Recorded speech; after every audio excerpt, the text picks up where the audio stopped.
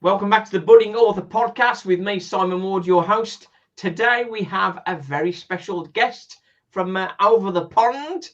Michael Modzelewski is with us. How you doing, Michael? Hi, Simon. How you doing?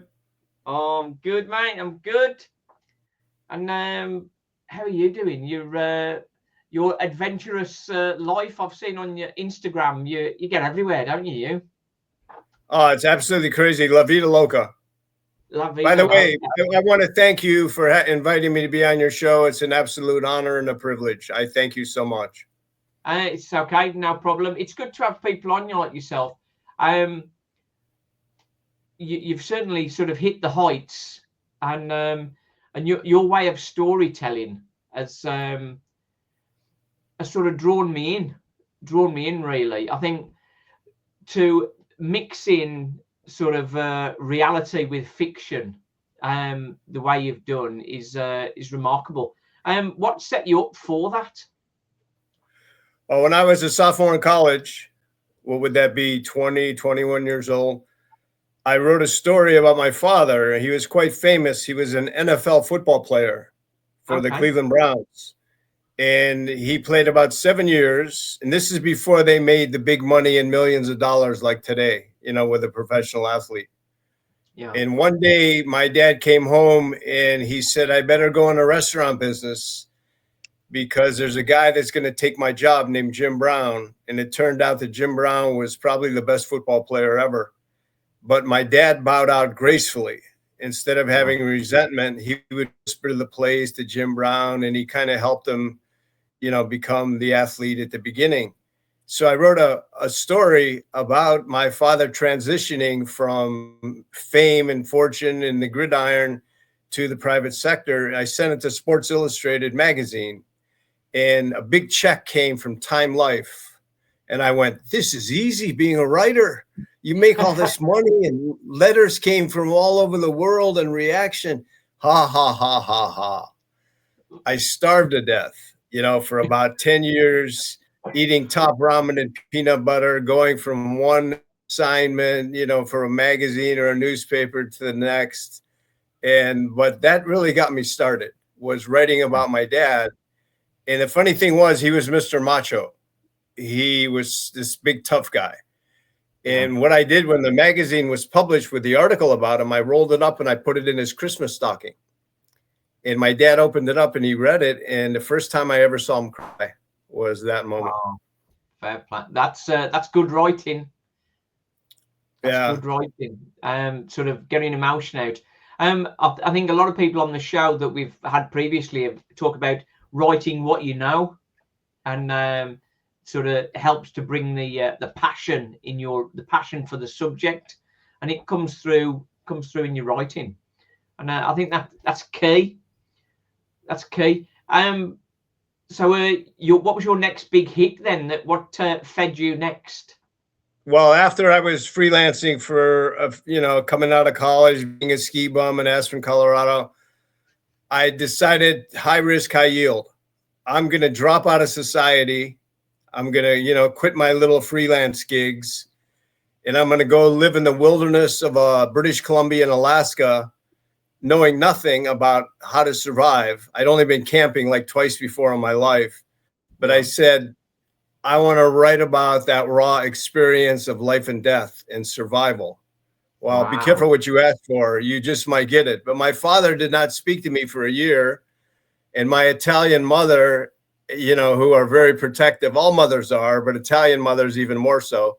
Michael, don't live, you might die. Oh, no matter what age we are, we want our parents' approval.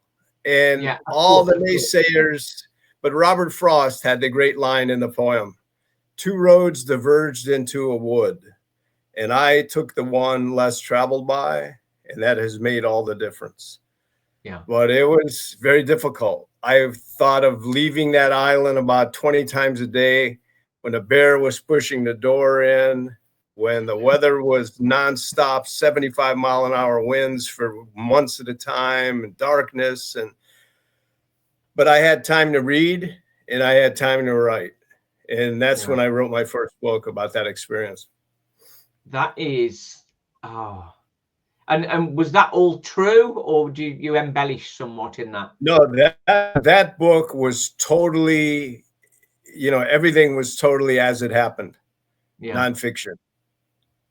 And then with later books, I started to mix in, as you mentioned before, the word faction, where you would, and a lot of times I had to be careful to change names to protect the innocent or the guilty, especially when I lived on the island and I didn't have any dates. There were no females. The ratio of males to females in Alaska is 10-1, male dominated.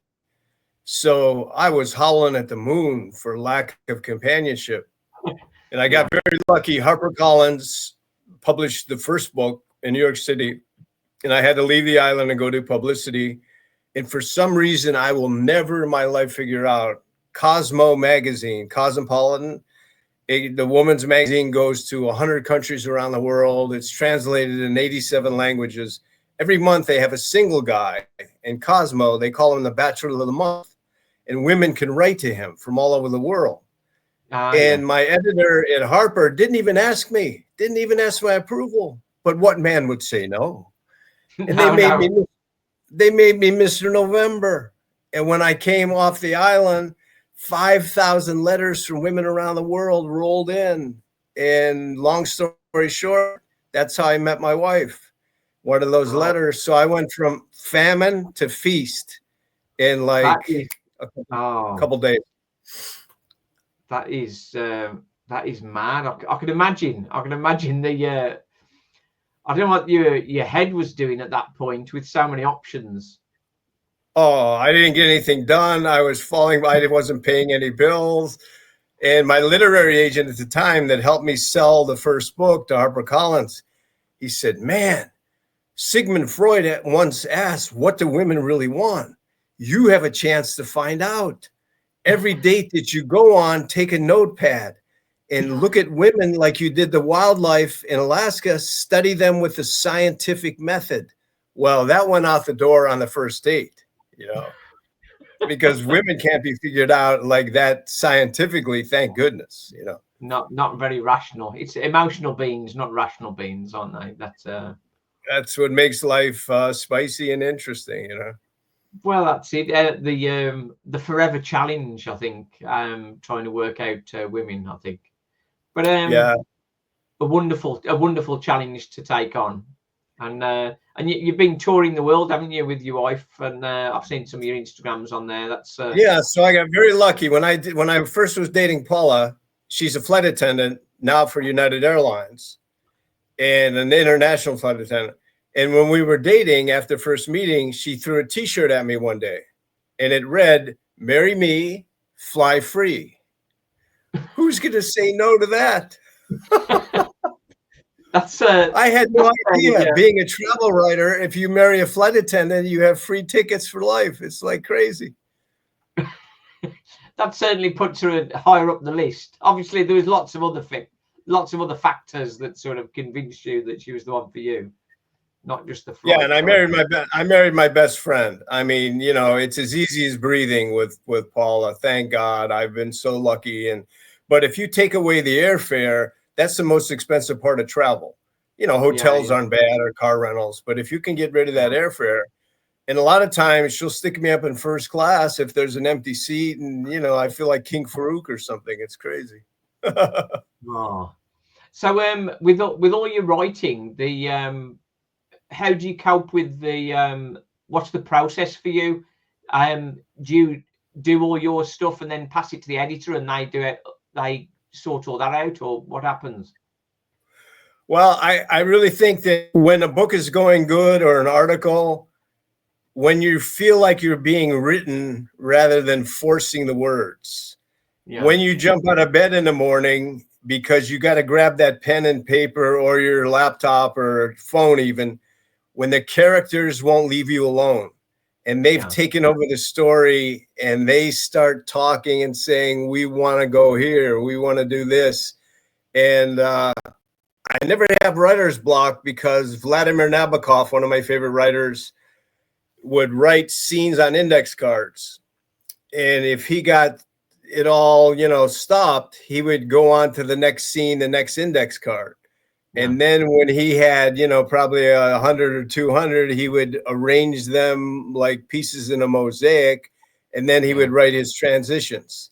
Then he never got stuck, because I admire writers that can write linearly, in a straight line. Yeah. But I kind of do it as it's coming to me hot off the press. And I always write my ending first. Not that it stays that absolute way by the time I arrive, but I have a destination to orient to. Yeah. But I always do that. I always write the ending first, and then I kind of have confidence in knowing where I'm going. Yeah, I think that's how about you? What's the process for you? Well, I was going to say that puts you in the plotting zone. I think a pantsing plotting zone. For me, I started off as a pantser, so sort of just finding the story as I was going. But then as I've written more stories, I'm starting to structure more, so I can see where things are going. But as you say, Michael, the characters take over and write a different story for you. So that's that what always grabs me, and that's one of the things I love most about writing is that the characters tell the story to me, and I'm just the vessel, effectively. And my friend, what is better than creativity? And the blind author from Argentina, I think he's from Argentina, Borges, said writing should be a guided dream. And when you get into that dreamlike state, when you're concentrating and being written or writing, and you sit down at your desk or wherever you write, and it's 10 o'clock, and then 3 seconds went by, and it's 4 o'clock in the afternoon. It just, and I'm convinced that creative people stay younger their whole life because they almost. I'm hoping that's the case. When you're creating, I think those hours don't count. They almost end on the plus side rather than the minus side because it's so rejuvenating. I think when I can remember when I did NaNoWriMo the one year, and if I went for more than a couple of days without writing, I sort of got a bit angst, and I just didn't feel comfortable. I just needed to get back to it. But generally with writing, I can't. If I've got other things on my to-do list, I can't focus. I need to clear my to-do list, and then I can immerse myself fully into my new worlds and that sort of thing, and the stories.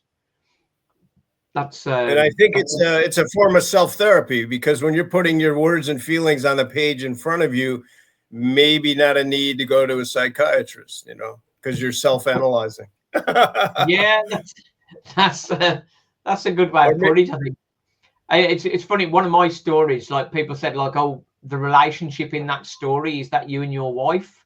But I mean, it's like your personal experiences and things do come out, but sort of like the embellishments and the challenges are sort of a character driven. Not even though, yes, I'm the creative input, it's the characters that are coming alive, and they are providing the content, not me, as it were. Do you prefer to read? Do you prefer to read or write fiction or nonfiction, or do you do both? A lot of in the earlier days, I would read autobiographies. That would be my main reading. But I'm sort of crossing over now more onto fiction. But as strange as it sounds, I don't read that many books. Because of what I'm doing with my writing, I do a lot of critique through Scribophile and through writing groups. So I'm reading passages. I'm doing a lot of reading of passages from people and critiquing passages rather than reading whole novels. So when you were kind enough to send me a copy of A Long Way Home, that was quite a change for me to sort of read a whole novel. So I really appreciated that. So that was really good. Wow, I'm honored that you read it. A Long Way Home. A Long Way Home. Tell me about the background to this. Well, I have two main loves geographically in the world. And number one is Alaska, because those were my formative years. That's what gave me my career. And then my second love, equally to Alaska, is Africa. And they're both similar, yet they're very different climate-wise, location-wise. But the similarity of the primal energy, you know, I really think that we're becoming over-civilized in our lives. And when you go to Alaska and you go to Africa, it just brings out that, like Emerson said, be a good animal. You know, it brings out those primal feelings. You smell better, you see further. And I love that, you know, to marriage the mind and, you know, thinking with your body, getting the wisdom through your soul and all that. And so leading walking safaris in Africa, where we get out of the vehicle and we walk 10 or 12 miles a day in the Serengeti or, you know, in Tanzania, it's just, you are alive to the nth degree, because there's a lion that's 50 yards away from you that weighs 500 pounds. And he could eat you in 2 hops, you know, but they won't attack a group of people because the Maasai, the natives, used to become rite of passage. A boy becoming a man was when he killed a lion, and he'd always go with a group of friends. So somehow the lions have genetic memory to fear a group. But tell that to your heart while you're trying to hold that camera still and take a picture of Mr. Amber Eyes when he's 2 jumps away, you know? Yeah. So by going to Africa and then going over to Namibia, which is not as well known as the typical safari route, I saw these sand dunes that are tallest in the world. They're 1,000 feet tall, and they go right to the ocean. And it's a cold ocean because the current's coming up from Antarctica off the tip of South Africa, Cape Town. You have cold ocean, you have burning desert, you have amazing wildlife and marine life in that rich fish water. And I've always been fascinated by baobab trees. And I said, what if I put a native girl ostracized from her village? And what if she's living in a baobab tree? Because they are so big and thousands of years old, they have hollows in their trunk that are almost like rooms. In fact, there's a famous one in South Africa that has a big bar, an alcohol bar where people go in. And I said, what if a girl is living in a tree and she meets a boy from another culture, almost like another universe? And that would be Hollywood. You know, the epitome of anything you want, riches, you know, but you never get a chance to grow your soul. Yeah. So Mother Earth takes a drug addicted young boy who has the #1 movie and #1 song in the world, totally can't deal with reality, and shows him what life is really about. But it really came a lot in dreams, like we were saying about the story taking over. It wasn't so much a conscious thinking of the plot. It was, I would look at the movie in dreams and then write it down in the daytime.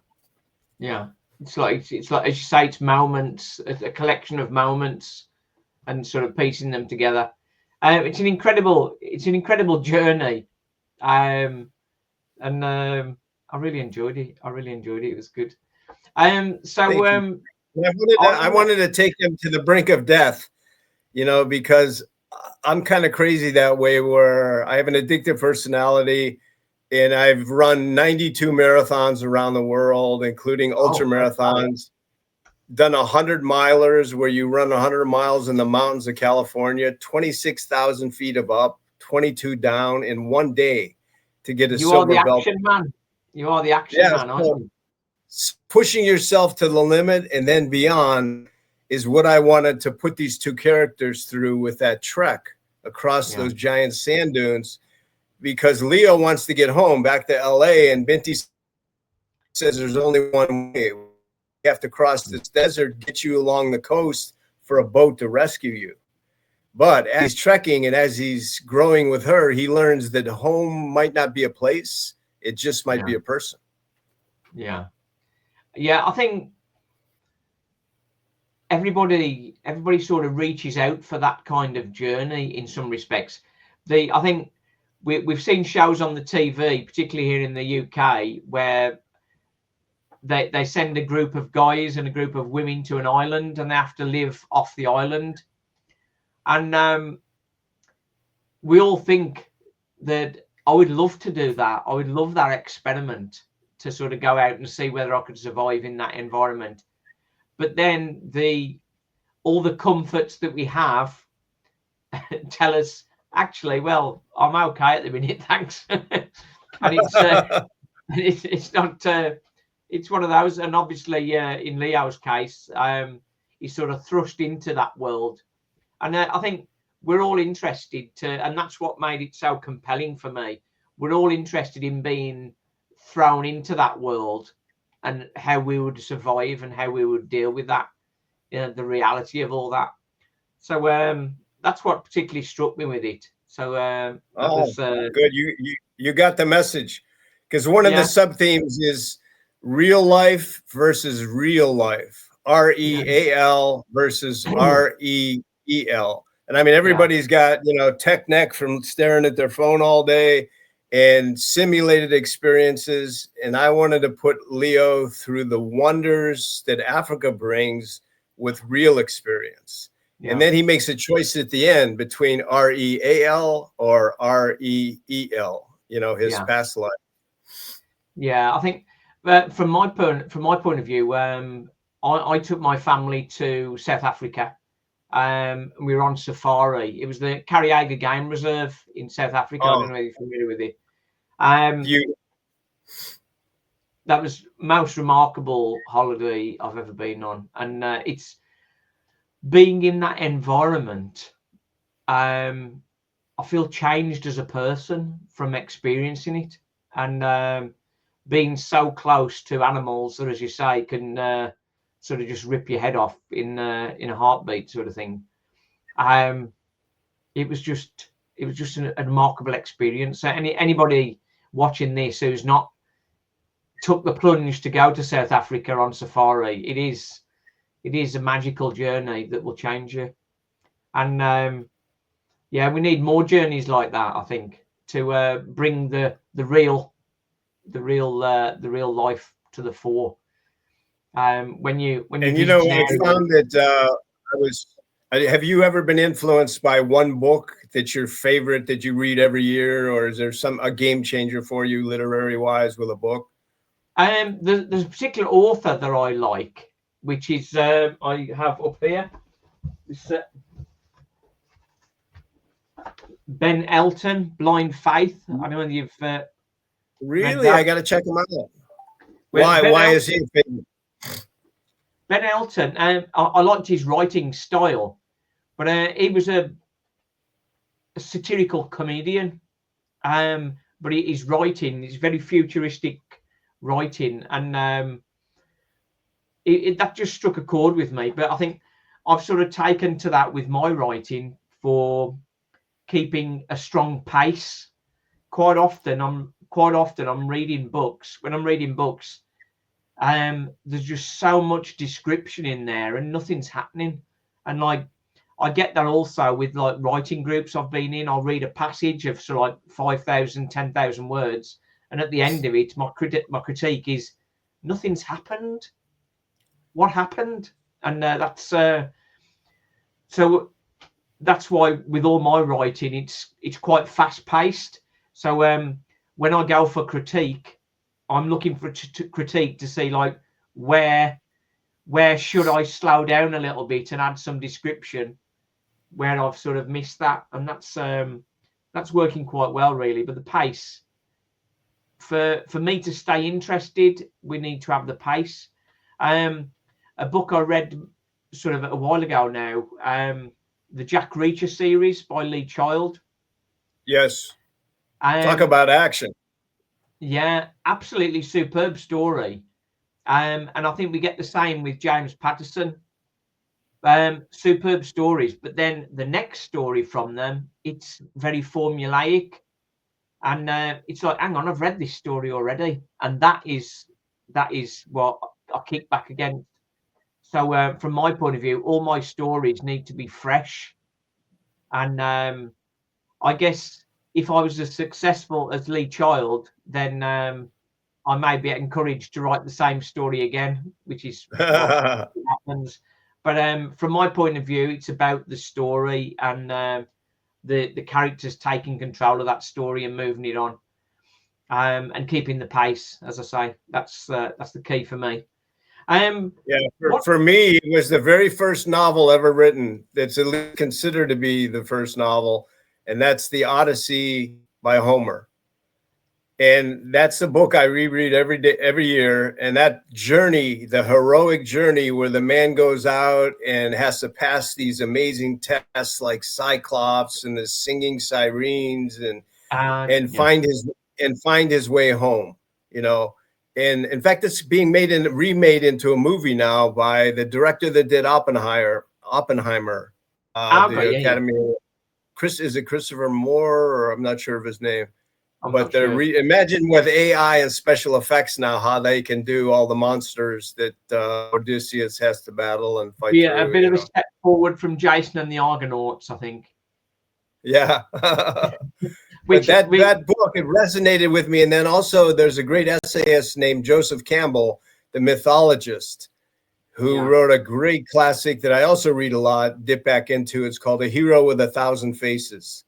And he talks about myths are things that never were, but always are. You know, they're engrammatic in the human gene pool, and we're living out various myths in our lives, you know. Oh, fantastic.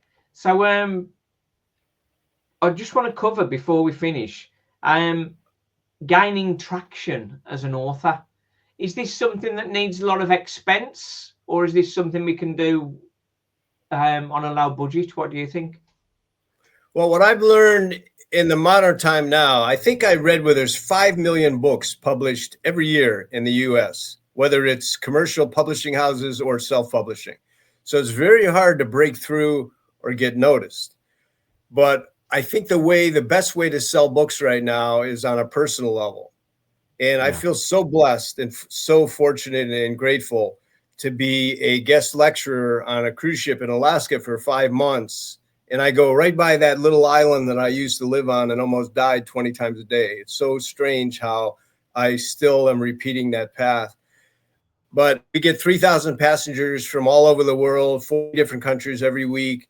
I do presentations in the theater, and then afterwards I have a book table outside. So they've just seen Alaska 60 by 40 on the screen, and then I have my books on the table. I sell and sign a ton of books, and I think that's the way it's called, back of the room or hand selling books. The more you can get out there, whether it's at the local bookshop, and you build that following of people that want to take a picture with you and that, you know, want their book personalized. And I never say no to anybody for anything because I'm so grateful to them. And I think hand selling, and you can't just be a writer and live on a little island and be so remote like Dostoevsky did or whatever. You have to be a public person. And now with social media, unfortunately, so many commercial publishers are saying, well, how many followers do you have? And if you have, you know, 300,000, we'll publish your book, whether it's good or not. So it's kind of backfired that way. But I really think that personally selling your book is the way to go, you know? Yeah, I think I would completely agree with that. After my initial purchasing, after the initial sales from my books, physical sales are overtaking my online sales.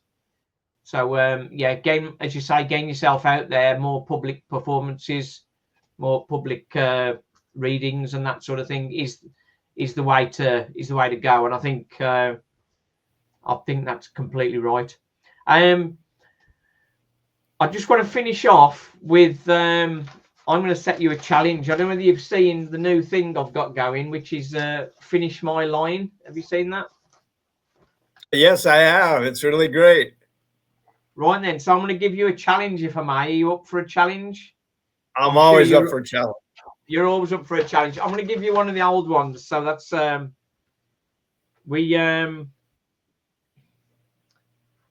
walking. Let's have a look. Hang on. Let's. This is an easy one.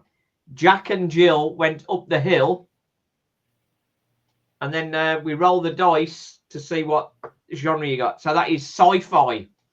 So Jack and Jill went up the hill, finish that line in a sci-fi genre. Yeah, how long do you need? And at the top of the hill, they saw a glowing star getting bigger and bigger, closer and closer. It landed in front of them. A hatch opened. They walked up into the UFO and they changed the world.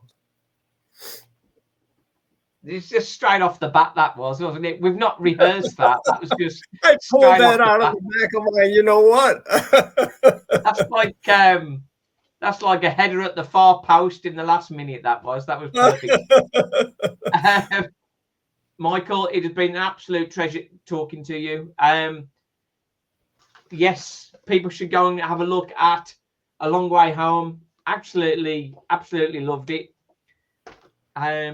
But yeah, great to have you on the show. Thanks very much. The Budding Author Podcast. If you haven't already, subscribe, like, comment, and all that.